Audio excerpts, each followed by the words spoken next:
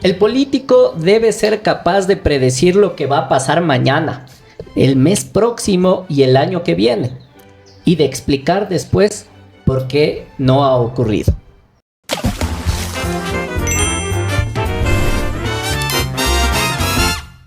Hola con todos y todas, bienvenidos a un nuevo episodio de Legítimas Dudas. En el episodio del día de hoy vamos a hablar un poco acerca de la experiencia de lo que es la gestión pública con un ingeniero que ha entregado gran parte de su vida a la gestión pública. El día de hoy nos acompaña como invitado el ingeniero Jaime Astudillo. Ingeniero, bienvenido a Legítimas Dudas. Muy buenas tardes, mi estimada Sabina, Rogelio. Un saludo muy cordial a ustedes y a todos quienes nos siguen pues a través de las redes sociales. Un gusto estar en su programa.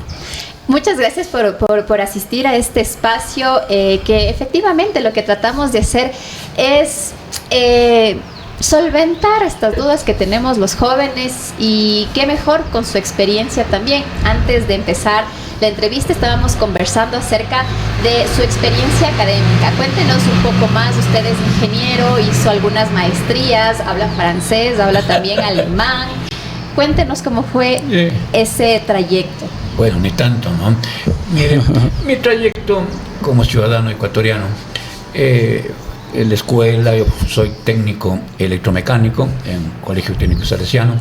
Luego estudié Ingeniería Eléctrica en la Escuela Politécnica Nacional. Graduado en la Escuela Politécnica Nacional, conseguí mi primer y único trabajo en la empresa eléctrica Ambato Regional Centro Norte, cuando gerenciaba la empresa nuestro recordado Fernando Naranjo Lalama. Él me recibió. O sea, usted entró a trabajar en la empresa eléctrica como...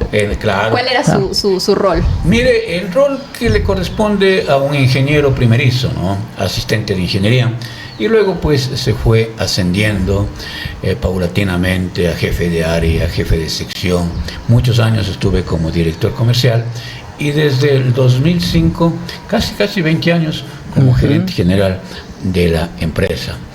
Obviamente, para llegar a esta posición tuve que realizar algunos otros estudios adicional a la formación de ingeniero eléctrico en la Escuela Politécnica Nacional.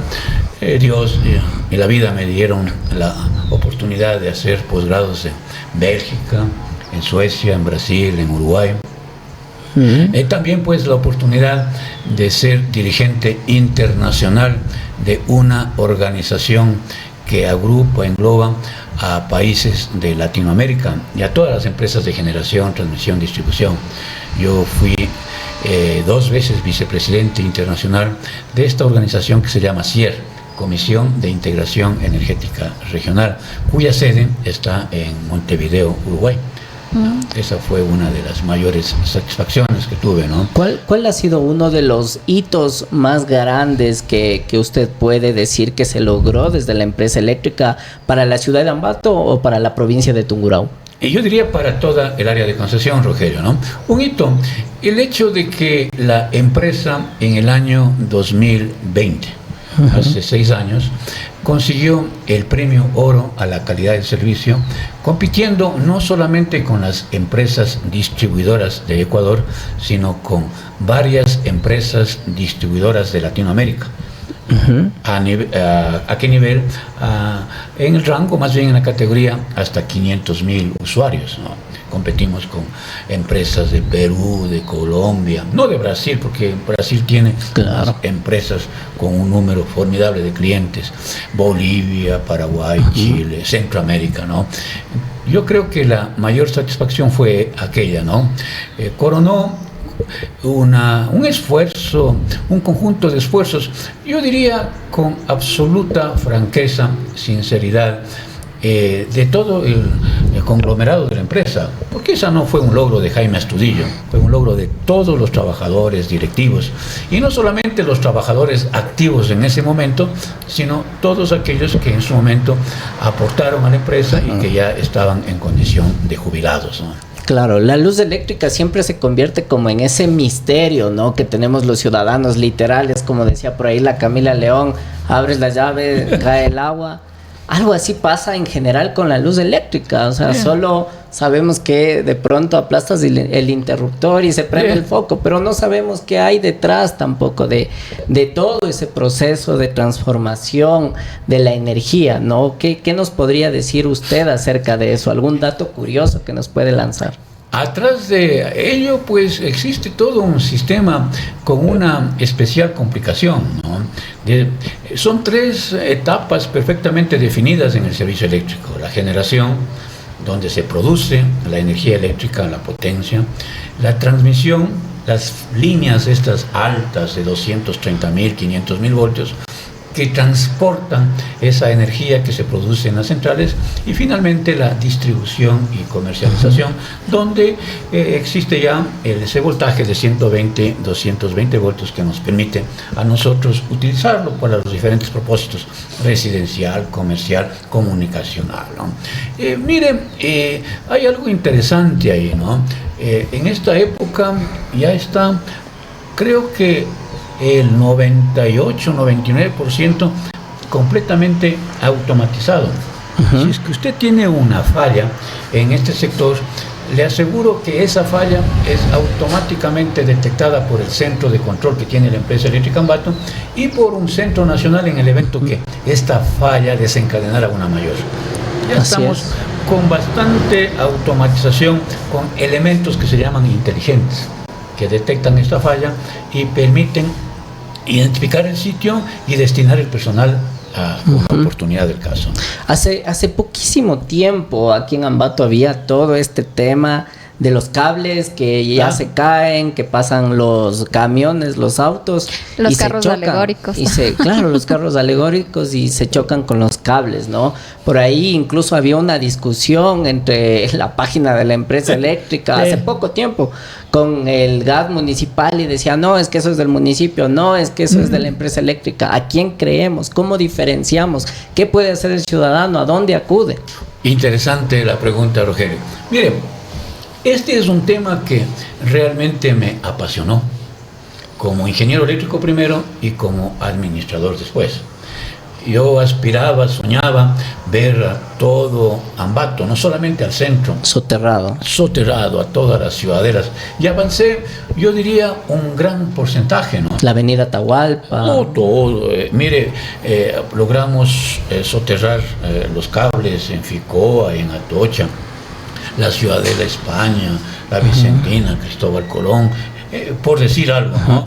Y pues yo decía, y siempre recordarán quienes están relacionados con la empresa eléctrica Ambato, que íbamos en una especie de abanico, comenzando desde Atocha, yéndonos para Ficoa, luego para Miraflores, subiendo para la Ciudad de España y luego para la Vicentina, ¿no? Faltó obviamente el tiempo, ¿no? Ya me desvinculé de la empresa para ir cerrando este abanico con San Antonio y luego Bellavista, ¿no? Entiendo que están continuando este momento en empresa este proyecto, ¿no? Y la pregunta es, miren, vemos cables colgados, ¿de quién es la responsabilidad? Yo creo que en gran parte, la mayoría, corresponden a otros servicios de internet, cable, transmisión de datos, internet, en fin, ¿no? Y créame, si es que analizamos caso por caso, yo creo que más del 90% de esos cables son inservibles, porque las operadoras de otros servicios, diferente al servicio eléctrico, cuando modernizan, cuando reemplazan, por ejemplo, el cable clásico de cobre con la fibra óptica, le dejan ahí los cables. Entonces, sí falta, yo diría, una acción más decisiva del municipio, ¿no? En esto hay que ser franco, sincero y honesto. Yo recuerdo que con alguna administración municipal hice una gestión intensa para que el municipio, como administrador del suelo de la ciudad, ordene, disponga el retiro de estos cables en las zonas que ya estaban soterradas, considerando que la empresa eléctrica Ambato había hecho una gran inversión, claro, ¿no? y que requerimos todos vivir más seguros, y sobre todo en un ambiente mucho más agradable, ¿no? Claro, mucho más incluso ordenado, porque hay un ruido visual terrible, ¿no? ¿Sabe? Al inicio de la entrevista, justamente usted nos decía, mi primer y único trabajo ha sido en la empresa eléctrica. Usted creo que ha cumplido el sueño, ¿no? De entrar y quedarse ahí toda la vida e ir ascendiendo. Debe tener un sinnúmero de anécdotas, sí, de experiencias en la empresa eléctrica. Cuénteles a los jóvenes, ¿cuál ha sido uno de los retos más difíciles que usted ha podido atravesar dentro de la administración de la empresa eléctrica o cuando era todavía ingeniero? Mire, una anécdota. Cuando ingresé yo en la década del 80, llegué como todo joven, ¿no? Venía con el cartón en la mano, me recibió el ingeniero Fernando Naranjo, me fui al departamento técnico que funcionaba al frente donde ahora está el edificio principal de la empresa, ¿no? Ese edificio donde ahora funciona una cooperativa, utilizaba la empresa eléctrica Ambato. Allí pues me recibió la jefatura y me dijo, usted es de nuevo ingeniero, así es que vamos a revisar una obra. En ese momento la empresa ejecutaba un programa de electrificación rural que se llamaba UCIPAN, Unidades de las Comunidades Indígenas de la Parroquia Augusto N. Martínez, en el noroccidente. Y me fui, yo con mi terno, con mi corbata y con mi portafolio. Cuando la gente que estaba trabajando, ¿no?, me quedaba mirando y con bastante recelo, ¿no? Y luego supe que ellos creían que no es que era yo el ingeniero joven, nuevo, que entraba a la empresa, sino ese funcionario fiscalizador que llegaba del Banco Central, porque el Banco Central era el que estaba financiando este proyecto, ¿no? Entonces me veían con bastante recelo. Ya. Eso fue ya hace muchos años, ¿no? O sea, en el 80 más o menos. Esa fue su primera chamba. Su primera y única, ¿no? Y obviamente también la vida me permitió desarrollar en el campo de las telecomunicaciones, ¿no?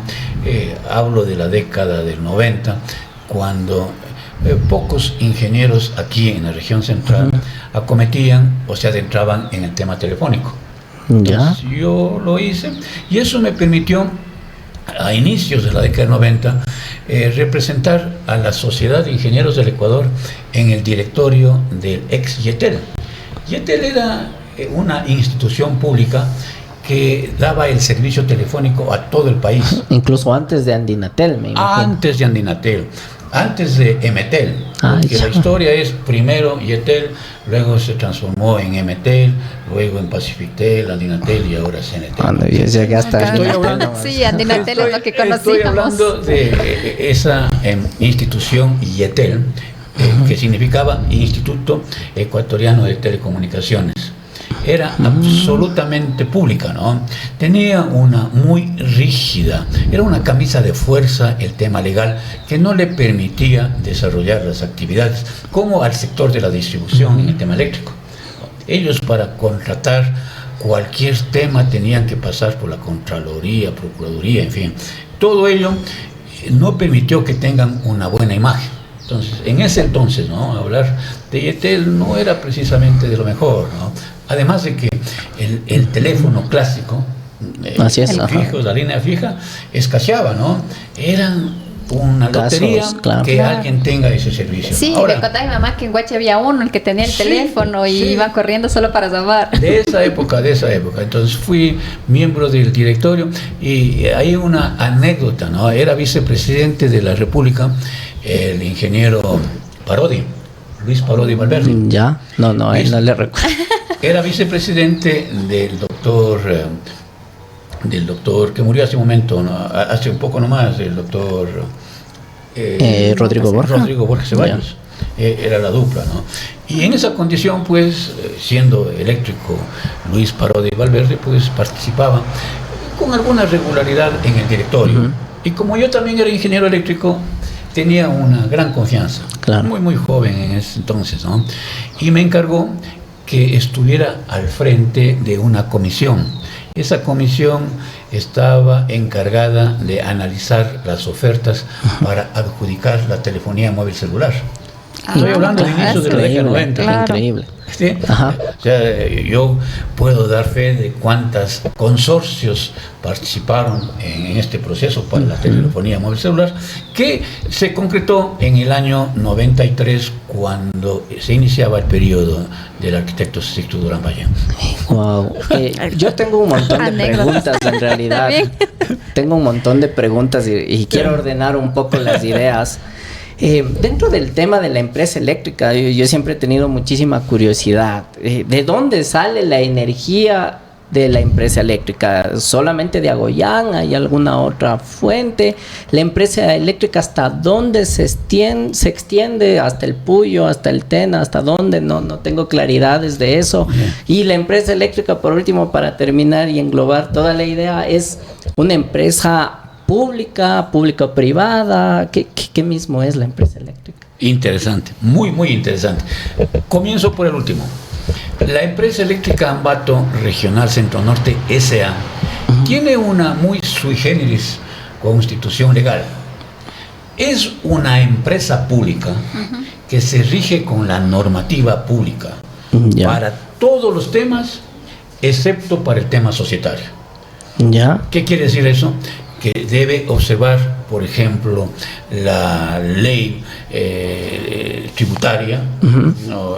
todo lo que es aplicable y se observa para una institución pública, para el Ministerio de Defensa, de Educación, ¿Ya? excepto en el tema societario, que se rige con la ley de compañías. O sea, por eso es que tiene un directorio y una Junta General de Accionistas. Y en la Junta General de Accionistas participa también el municipio. Es delegado. Entonces, en la Junta General de Accionistas es un organismo en donde participan los delegados o los propietarios de las acciones. El mayor accionista es el Ministerio, con algo más del 65%. Luego viene el Consejo Provincial con el 11-12%. Y en tercer lugar, el municipio de Ambato con el 4 o 5%. El resto me parece que son algo como 15 o 16 accionistas más. Entonces es muy, muy rara por eso es una empresa pública, es diferente, obligada a observar toda la legislación para los públicos, excepto en el tema societario. ¿Y hasta dónde se extiende el servicio? Son cuatro provincias que sirven, ¿no? En su totalidad, Tungurahua y Pastaza. Y yendo por la parte noroccidental, la mayor parte de la provincia de Napo, incluyendo la capital Tena, Archidona, en fin. Y por el sur, la provincia de Morona, Santiago. Allí la empresa sirve a 3 cantones: Palora, Huamboya y Pablo VI. Es la mayor área de concesión que tenga empresa distribuidora. Ninguna otra empresa como la Ambato tiene tanta área que atender. Son aproximadamente 42.000 kilómetros cuadrados, algo como el 16 o el 17% del territorio nacional. ¿Y todo esto solo con Agoyán? ¿De ahí se alimenta? ¿De dónde sale? A eso iba. Miren, el tema del suministro no es que nosotros estamos solamente tomando Agoyán o San Francisco o Pucará. Toda la energía que se produce en las centrales, hablemos de Coca-Cola Sinclair, hablemos del complejo Paute de Agoyán, se van a un anillo, se inyectan a ese mercado. Es como un mercado que que hay varias vías para ingresar. Y de ese mercado se interconectan las diferentes empresas distribuidoras. Ambato, Zulán, Paquito. Es decir, nosotros no podemos decir que nos servimos de Agoyán. Es más, si este momento sale Agoyán, seguimos con servicio. ¿Por qué? Porque están interconectadas todas las centrales del país. Increíble. Si saliera, puede ser perfectamente posible y factible Coca-Cola Sinclair para mantenimiento. Seguimos con servicio. Y desde la empresa eléctrica tienen como el botoncito así para yo le quito la luz a Fico ¿cómo? Sí, así sí. Por sectores, ¿o cómo funciona? Sí. Y miren, viene luego lo que se llama el sistema de alimentadores. Y un alimentador sirve a un sector. Por ejemplo, usted dijo FICOA. Efectivamente, hay un alimentador que, partiendo de la subestación Miraflores, no sé si han visto en la subestación Miraflores, donde funcionaba antes una central hidroeléctrica. No recuerdo, no tengo memoria de eso. Solo tengo la que es bajada, pero esa es de agua, me parece, la que es bajando la rompecorazones. No. En Miraflores, pues ahí existe una subestación. De esa subestación salen algunos alimentadores. Uno de ellos se llama FICOA. Ya. Entonces, ese alimentador a 13.800 voltios sirve al sector de FICOA. Puede ser controlado o de la misma subestación o del centro de control que está en Avenida del Rey y Cajas, en el sector de La Dolorosa. Entonces, ¿cómo se controla? Pues, por ejemplo, existe alguna contingencia. O pongámonos en el escenario, ojalá no vuelva a repetirse nunca, el tema de los apagones. Terrible. Entonces no hay necesidad de ir a la subestación. Solamente del centro de control, el operador accede a un computador. Como todo alimentador tiene un código, en vez de 1 le pone 0 y se apaga. Hijo. Y ahora con esto que nos comenta que efectivamente, digamos, todo se va a una central y está interconectado, ¿qué pasa con los apagones que ya está existiendo en Guayas, en Quito? ¿Por qué allá? ¿Por qué no acá? Ojalá no nos vuelva a pasar, pero ¿por qué pasa en Quito? ¿Por qué no pasa en Ambato? ¿Cómo es el tema que estamos ahorita atravesando? Porque estamos otra vez ingresando en un problema de tema energético. Mire, Sabina, es un tema que está ligado con la fragilidad que tiene el sistema eléctrico ecuatoriano en la generación, completa fragilidad, en la transmisión y distribución, diría parcial fragilidad, sobre todo en la costa. ¿Qué significa eso?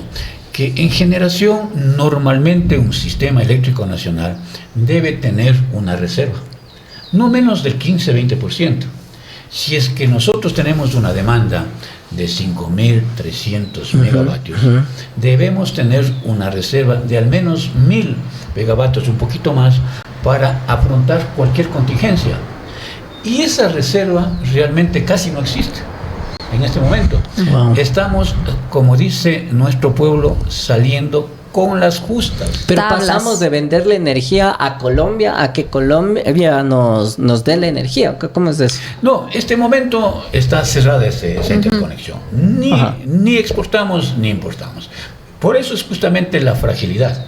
Porque si tuviéramos Colombia, tuviéramos 450. Eso significa un 8% de nuestra demanda en horas de máximo, en horas pico, ¿no? Esa fuera la salvación. Pero como no tenemos Colombia, pues es una fragilidad grande. Se puede dañar unas 2 centrales y existe pues algún apagón o suspensión intempestiva. ¿Qué pasa en la transmisión? La transmisión es una etapa, como yo les comentaba hace un momento, en donde no se han realizado inversiones necesarias.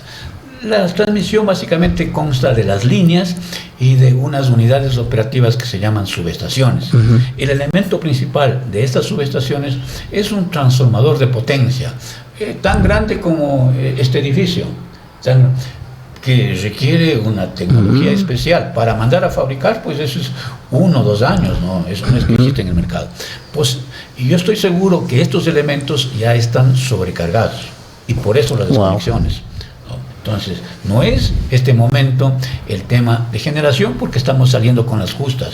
Obviamente, hay que señalar con absoluta franqueza de que hace 2 o 3 semanas sí faltó algo de potencia. En la hora pico, sobre todo en Guayaquil, no abastecía el sistema eléctrico y hubo necesidad de desconectar, ¿no? Yo creo que esta fragilidad que este momento se presenta va a ser superada en el mes de abril. Estoy seguro. Lo que me preocupa es lo que pueda pasar en octubre, noviembre, diciembre y enero. Al fines de este año e inicio del próximo. Porque allí sí va a venir el estiaje. Y con el estiaje, la carestía de lluvias. Ya no nos diga eso, por favor, porque vivir con los generadores eléctricos en las Cebados, en la Bolívar, fue terrible. Complejo. Y con la nueva tecnología que existe en el país, en el mundo en sí, ¿por qué no alentar a los ciudadanos a generar energía limpia? No sé. Nosotros teníamos la curiosidad de este tema de los paneles, pero decían que no generan lo suficiente potencia. O que se va a un medidor y a la empresa eléctrica se le devuelve. No sé cómo funciona ese tema. Interesante el tema, Rogelio. Miren, el asunto de las suspensiones se puede mitigar en los dos lados, con mayor generación o con menor demanda. Claro. La menor demanda se consigue a través del usuario. El usuario, en lugar de requerir 100 unidades energéticas a la empresa, puede requerir 60, las 40 las suple con su propia generación, claro, solar o cualquier otro tipo, ¿no? Efectivamente, en otros países, Colombia, por ejemplo, ya he dado ejemplo, cuando usted va a hacer aprobar un plan o construye un edificio, obligatoriamente el municipio le dice, señor, esa terraza tiene que ser utilizada para propósitos de instalar allí lo que se llama paneles solares, ¿no?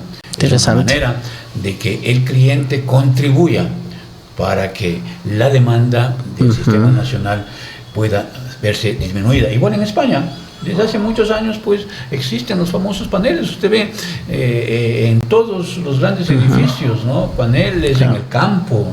Casi se requiere poco la energía de las empresas distribuidoras. Es una manera que yo coincido con usted, puede servir para que el tema de la crisis energética pueda ser disminuida, ¿no? Claro, y eso sí se lo podría hacer localmente, o sea, decir, desde una ordenanza o el municipio, una ordenanza, política pública. En conjunto con el sector eléctrico, ¿no? En el sector eléctrico, la pirámide de autoridad comienza con el ministerio, que está en la cúspide, luego viene la agencia que regula y controla el sector eléctrico, luego viene el operador nacional y finalmente en la base de esa pirámide están las empresas de generación, transmisión y distribución. En el segundo peldaño está la agencia. La agencia tiene la obligación legal de coordinar con todos para expedir estas disposiciones legales, ¿no? Nos hemos pasado un buen tiempo de la entrevista haciendo justo estas legítimas dudas que teníamos acerca de la generación de electricidad, y hay muchas cosas que aprender. Ingeniero, regresando un poco al tema de su paso por la gerencia, ¿se le hizo difícil dejar la gerencia después de haber prácticamente dejado su vida ahí? Usted creció en la empresa eléctrica. ¿Se le hizo difícil dejar? Oiga, me parece que no. Le soy franco, sincero y honesto. Me parece que no, porque yo siempre partía de un principio, que hay que trabajar, hay que planificar, como que si fuera usted, yo, cualquiera, a quedarse toda la vida, y trabajar como si ese fuera el último día. Planificar para toda la vida, y trabajar como si ese fuera el último día. Yo trabajé bajo ese concepto. O sea, planificaba a largo plazo, ¿no? En los temas de la red subterránea, y decía, pues, como yo dependía de la Junta General de Accionistas, ¿no? Que durante 20 años siempre me ratificaba que algún momento va a llegar. Entonces, era y sigo siendo un hombre de a pie, ¿no? Entonces no me extrañó porque seguí siendo el hombre de a pie. Todo Ambato me conoce que siendo gerente, pues siempre he estado presente en estos eventos, ¿no? Sin esa parafernalia que tienen. ¿Y cómo fue ese salto a la política, ingeniero? ¿Cómo usted salió de la gerencia y dijo como, ok, me voy a la prefectura? Miren, apenas me desvinculé de la empresa, eso ocurrió en junio del 2022, comenzaba ya los ajetreos para las elecciones seccionales últimas. Entonces no tuve mucho tiempo, tuve pocos días, pocas semanas. Yo suelo decir de manera figurada, entré a la cancha cuando el árbitro se aprestaba a dar ese silbato, ¿no? Ese ruido que suele dar, y yo no conocía ni a mis jugadores, peor al resto. Claro. O sea, completamente novel. Completamente novel, ¿no? Completamente novel. Luego se sumaron algunos aspectos que no fueron precisamente los mejores. La autoridad electoral no le calificó a mi binomio. Claro. Recordamos eso. ¿No? Eso me afectó bastante, ¿no? Después pues me enteré, porque había entrado un poco sin conocimiento, que no teníamos candidatos en algunas juntas parroquiales. Claro, una afectación todo ello no total. Permitió, pero yo creo que la vida le dio la oportunidad de dar este salto, pues, y me fue, diría, bastante bien, ¿no? Bastante bien. un segundo lugar que no es precisamente lo mejor, pero creo que dentro para la primera vez que se lanza, que salía de la empresa eléctrica. Me parece que es honroso, ¿no? ¿Se animaría otra vez a aventurarse a esa? Mire, Rogelio, yo he dicho, ¿no? Y siempre sostengo, porque alguna vez la vida me dio la oportunidad de ejercer la docencia. Uh-huh. Antes de ser docente de una materia afín a mi profesión, yo di una materia que se llamaba técnicas de negociación, Ya. en la misma técnica de Ambato. Y allí pues me vi forzado a enterarme de este asunto, ¿no? Y uno de los principios, pilares de las técnicas de negociación moderna es decir la verdad, poner todo sobre la mesa. Ya. Entonces, ahora ya no hay que esconder que estoy pensando, analizando, en fin. Yo lo he dicho, ¿Y cuál es su verdad? hay que decir la verdad, hay que decir, y la verdad es esa, ¿no? Desde hace ya algunos meses voy caminando poco a poco. ¿Por qué? Porque he sido requerido, he sido motivado, he sido invitado por varias organizaciones, partidos, personas, pues, que ven en Jaime Astudillo el candidato para las próximas elecciones. Y lo he aceptado, ¿no? ¿Para la prefectura o para la alcaldía? Para la prefectura, Sabina, para la prefectura, ¿no? ¿Se siente mucho más preparado que la primera vez? Sí. Sobre todo, creo yo, que se está aquilatando, se está absorbiendo toda esa experiencia, ¿no? Uh-huh. Hay que hacer para todo hay que hacer un diagnóstico. Claro. ¿Por qué le fue bien? ¿Por qué no le fue bien? Uh-huh. Y creo que tengo muchas líneas de un diagnóstico, ¿no? Y con toda, bueno, con ya esa claridad, ¿cuál cree que es el mayor problema de la provincia a solucionar? El mayor problema que creo es el tema productivo. Uh-huh. Yo creo que fundamentalmente, siendo como es una competencia exclusiva del gobierno provincial, alentar al tema productivo, se debe poner mayor énfasis, ¿no? En el tema de capacitación a los agricultores, darles la suficiente conocimiento, porque mucha gente posiblemente está cultivando temas que a lo mejor no conviene, ni para él ni para la provincia. ¿No? Claro. Yo creo que allí debe tener el Consejo Provincial un rol mucho más incidente. Algo que también yo creo que se debería repensar de pronto, aunque a veces cuando se ha dicho eso públicamente la gente salta a veces, ¿no? El nuevo modelo de gestión de Tungurahua parece que ya no es tan nuevo. Sí. ¿Qué opina usted?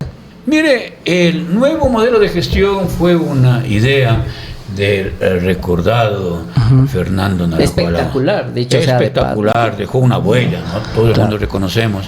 Y claro, fue efectivo para los inicios de este siglo, ¿no?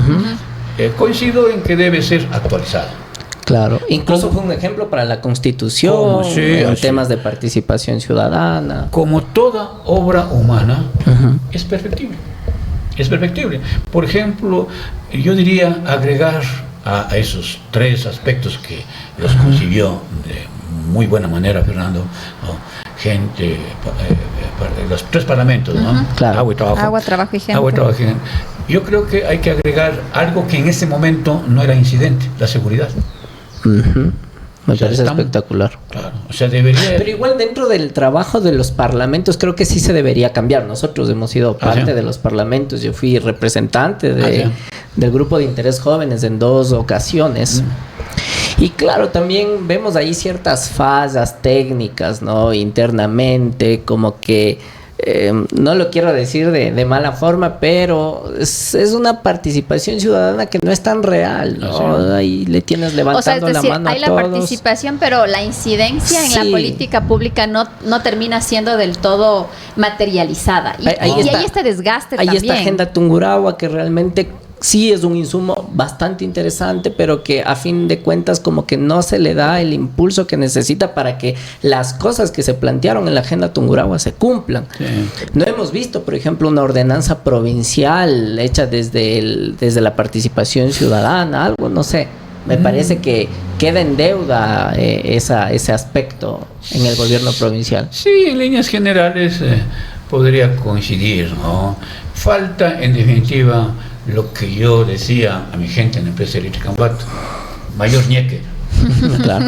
Y mayor ñeque, pues traducido a un lenguaje un poquito menos un poquito más alto, mayor energía, ¿no? Mayor ímpetu, mayor seguimiento. Claro. No contentarse con lo que ya está, sino completamente innovar. ¿A través de qué? A través de una participación efectiva, en eso sí coincido, participación efectiva de la ciudadanía, ¿no? En donde se escuche, se aquilate, se procese las necesidades. Y creo que ese fue el gran éxito de Fernando Naranjo, porque él escuchaba, él abría la mente, los ojos, los oídos a lo que quería la gente, ¿no? Y ese fue el éxito, ¿no? Yo creo que se debe volver a ese origen, a ese génesis, ¿no? Totalmente. Ahora, ingeniero, en el caso de que la voluntad popular así lo decidiese y usted se proyecte como el siguiente prefecto de Tungurahua, ¿qué haría en los primeros 100 días de administración? Miren, esa es una excelente pregunta, ¿no? Yo creo que la posesión de las nuevas autoridades se da en mayo. Claro. Y para mayo ya está bastante avanzado el presupuesto, que entiendo tiene las características de prorrogado. Así es. Siempre el que ingresa tiene El presupuesto prorrogado. Claro. Habrá que ver el tema presupuestario y dar énfasis a aquellas competencias exclusivas que le fija la Constitución y la ley al Consejo Provincial. Ustedes saben, son, en comparación con los gobiernos municipales, menos las competencias exclusivas, ¿no? Así es. Se limita al tema producción, regadío, agua, vialidad, turismo y producción, ¿no? Y yo creo que hay que dar énfasis a estos temas. Y sobre todo, respondiendo no con evasivas y con generalidades tu pregunta, yo creo que se debe poner énfasis en la ejecución presupuestaria para la inversión. Claro. Mire, ahí tienes incluso a Corpambato. En mi tiempo, la EASA, tenía los mayores índices de inversión en el país, ¿no? Wow. Los mayores, tanto así que empresas sustancialmente más grandes, la diferencia en montos absolutos eran muy bajos, ¿no? Con empresas que tenían 4 o 5 veces más clientes que el Ambato, ¿no? Entonces, ¿y cómo se lograba eso? Se lograba conociendo la temática pública. Claro. Primero, el tema presupuestario. Así es. Normalmente una autoridad se corre cuando le dicen, mire el presupuesto, que hay que reformar, que ni sé qué, que ya estamos sobregirados. Primer tema, hay que saber temas presupuestarios. Segundo, compras públicas. Compras públicas debe ser para mí una asignatura obligatoria para todos quienes aspiran a funciones de elección popular. No depender de lo que le puedan decir sus asesores, sino entender y conocer cómo funciona el... Como anécdota les comento, ¿no? El CERCOP hace ya algunos años, me parece que hace unos 10 años, tomaba una prueba. Claro. A todos los funcionarios encargados de compras públicas. Alguna vez les decía en la empresa, aquí vamos a dar la prueba, todos a estudiar. Y me quedaron mirando, y me fui un sábado a la Universidad Técnica de Cotopaxi a dar la prueba. Cuando me vio la gente del CERCO, me dijo, usted no se requiere, no, usted autoridad, no sé qué cosas más, no hace falta. Le dije, no, voy a dar. Y fui el único con el abogado que aprobamos el tema de compras públicas, ¿no? Eso fue un aliciente para que todo el conglomerado técnico haga lo mismo. Claro, hay que dar el ejemplo también. A eso iba, Sabina, hay que dar el ejemplo, ¿no? Porque si usted dice hagan, pues está dependiendo de la voluntad del asesor, del director, del jefe, ¿no? Pero si dice hagamos, ¿no? Y de eso tengo algunas interesantes anécdotas, ¿no? Una de ellas, cuando el gobierno tenía una cantidad apreciable de recursos del Banco Mundial que no habían sido aprovechadas en otras empresas distribuidoras, y me dijo, mire, Ambato, ¿quiere aprovechar? Me parece que unos 5 o 6 millones de dólares. Y me dijo, ¿tiene proyecto? Y yo no estuve dudando, dije sí. Eran una subestación en el oriente. Y cuando yo consultaba a todo mi plantel técnico, me decían, pero oiga, gerente, eso requiere meses de análisis, de estudios. No, le decía, no, esto tiene que salir en 15 días. Y efectivamente me encerré 4 días estableciendo los lineamientos, las bases, especificaciones técnicas, y aprovechamos ese recurso, ¿no? Wow, pero... porque yo había trabajado antes en esa área. Claro, técnico. ya tenía el conocimiento. Yo sabía. Exacto. Pero actualmente existe un divorcio entre la prefectura y la alcaldía de Ambato, eso no es ningún secreto.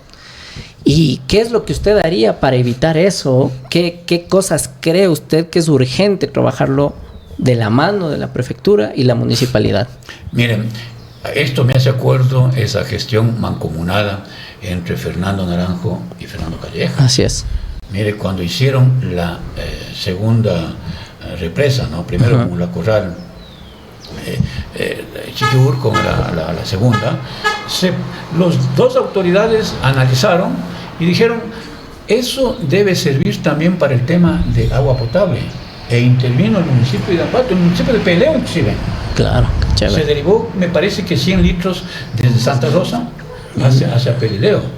Yo creo que ese ejemplo debemos seguir. Claro. Una acción muy estrecha, ¿no? Y en temas ambientales. Si es que no había esa relación, yo creo que, me parece que de Santa Rosa vienen, si no me equivoco, 200 o 300 litros, ¿no? 100 se fueron a Pelileo. En temas ambientales, en temas viales también necesario, porque vial. Claro, vamos a ciertos sectores, dicen, no, es que esto es de la prefectura.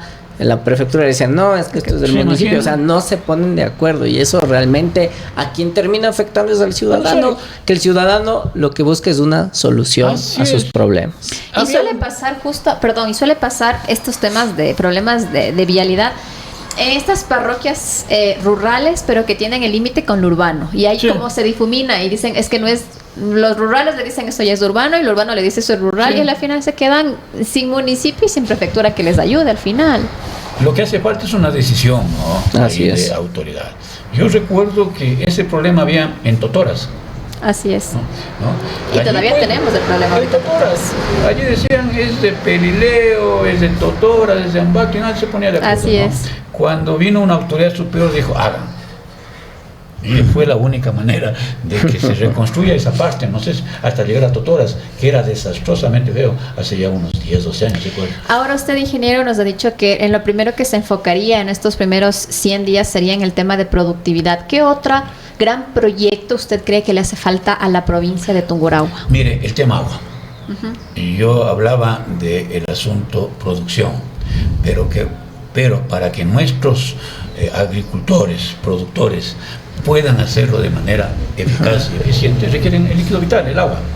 Yo veo con satisfacción porque siempre tengo en mi mente un dicho, hay que ser justo con el mundo para que el mundo sea justo con uno. Veo con satisfacción que esta represa Chiquicagua tiene ya un avance considerable. Se ha ofrecido ponerlo en funcionamiento, me parece que a fines de este año o a inicios del próximo. Está muy bien, hay que trabajar inmediatamente en los canales que accedan hacia los agricultores, a tecnificar el riego, que es competencia exclusiva. Mire, se dejó un crédito en la época de Fernando Naranjo, un crédito alemán, que entiendo ya se agotó. Hay que gestionar ese tipo de empréstitos para que el agricultor tenga un riego tecnificado, se aproveche hasta la última gota de agua, ¿no? En el tema de la ganadería, yo conversaba ayer con un especialista en el tema, ¿no? Y me hacía notar cuánto error estamos cometiendo al dar énfasis en la crianza de cierto tipo de bovinos, ¿no? Cómo deberíamos tecnificar, adentrarnos a ciertas razas, quitarnos de la mente que porque mi papá, mi abuelita tenía este tipo de ganado, hay que seguirlo. Entonces, claro. Ese proyecto lo estoy estructurando, me entusiasmó. Es más, ahora en la mañana comencé averiguando con la inteligencia artificial los detalles de esto, ¿no? Ahora, ¿qué le podemos decir a los jóvenes y un poco ya para ir cerrando? Recordemos que ahora los jóvenes de 16 años ya votan. ¿Qué le podemos decir a estos adolescentes jóvenes, 16, 17, 18, 20 años, para que, no sé, confíen en la experiencia, la juventud? ¿Cómo hay que mezclar estas dos ¿Sí? posturas. Mire, Rogelio, yo creo que la juventud primero debe adentrarse en el tema en la problemática de la ciudad y de la provincia. No debe estar ajena, ¿no? Yo suelo comparar con nuestra época, cuando sí estábamos pendientes, ¿no? Ahora, quién sabe, se han distanciado de la problemática y dicen eso es parte de la autoridad. Las redes sociales, quién sabe, no colaboran para ese propósito. Primera cosa. Así es. Excepto legítimas dudas, que ahí sí. Debemos adentrar, ¿no? Segundo, darles un mensaje de absoluta esperanza, ¿no? Se requiere un punto de inflexión, ¿no? Estamos con un Ambato, con un Tungurahua, que en años anteriores eran objeto de admiración, de emulación por parte de otras ciudades y de otras provincias del país. Y lastimosamente hemos visto que hemos decaído, ¿no? Yo leía con bastante, le voy a poner un adjetivo, preocupación, que el nivel de recaudación del SRI había caído tanto que estábamos creo que en el 8º cantón, aquí en Ecuador, ¿no? 7º, 8º cantón. Debemos retomar el rumbo. Mire, Ambato disputaba hace ya muchos años, en la década de 60, con Cuenca para ser la tercera ciudad. Así es. Claro. Y de pronto se fue ensanchando esa brecha, ¿no? Yo creo que debemos hacer los esfuerzos todos para disminuir esa brecha. Dar las oportunidades. Si es que alguien quiere venir a invertir, me parece inadmisible, incomprensible que el municipio le ponga todas las trabas para que haga el hotel, la urbanización, cualquier cosa. Debe agradecerle, felicitarle, darle las facilidades, ¿no? Tenemos un sistema eléctrico confiable, sólido. Aquí no existen problemas en los servicios básicos, que sí tienen otras ciudades, sobre todo en la costa, donde usted quiere tomar una industria. Por ejemplo, un buen amigo hace unos 3 años me decía: yo quiero poner un gran molino en Ventanas, pero no hay suficiente energía eléctrica. La diferencia es que en Ambato, en Tungurahua, tenemos la energía eléctrica suficiente y debemos aprovechar. Eso es el concepto. Se requiere un punto de inflexión de manera tal de que nuestro Ambato, nuestro Tungurahua pueda ser, ¿no?, lo que en su momento fue con la mano, con la mentalidad, con esa visión muy innovadora que impusieron tanto Fernando Naranjo como Fernando Callejas. Para terminar este capítulo de Legítimas Dudas, que evidentemente ha sido una conversa llena de experiencias, llena de anécdotas, y le hemos tenido hablando por casi 40 minutos y que nos cuente acerca de todo lo que usted conoce. En un último mensaje para las personas que nos escuchan a través de todas las redes sociales, de Instagram, TikTok y Facebook, ¿qué les puede decir a las personas que escuchan? Y YouTube. Bueno, un mensaje de optimismo, ¿no? Tomando en cuenta que el tungurahuense, el ambateño, de principio somos gente trabajadora, gente humilde, gente que tiene una visión emprendedora. Somos asociativos, ¿no? Fundamentalmente trabajadores, ¿no? Aquí no estamos dependiendo de lo que haga o deje de hacer el gobierno. Muchos hacen lo que la sociedad, la naturaleza impone: buscar la subsistencia, ¿no? Ese es el mensaje de esperanza, de alegría, que muy pronto pues vamos a tener la gran oportunidad de irnos a las urnas y, a través de nuestro voto, a través de nuestra decisión electoral, permitir o facilitar pues este cambio que tanto Tungurahua necesita y amerita. Se nos quedan un montón de preguntas. Queríamos preguntarle acerca de ese Ambato que usted recuerda de su niñez, pero esperamos que ojalá en otro programa así sea y podamos conversar de todas esas anécdotas. Así que ya saben, denle like, suscríbanse y compartan este video para más de este tipo de entrevistas. Muchísimas gracias. Eso ha sido todo por el día de hoy en Legítimas Dudas. No se olviden de seguir todas nuestras redes sociales y nos vemos en el próximo capítulo.